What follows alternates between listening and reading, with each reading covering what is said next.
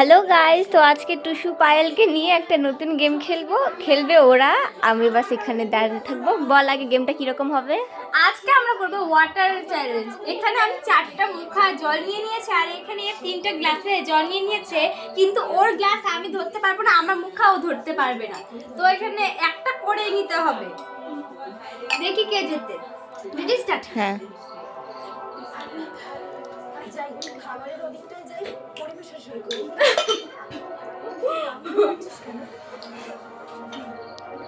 আমি জিতে গেছি। আমি মুখা নিব। জল ফেলা, জল মুছবি কিন্তু। ঠিক আছে, কাপড় নিয়ে আয়, কাপড়ের উপর রাখো। জিতে গেছি আমি।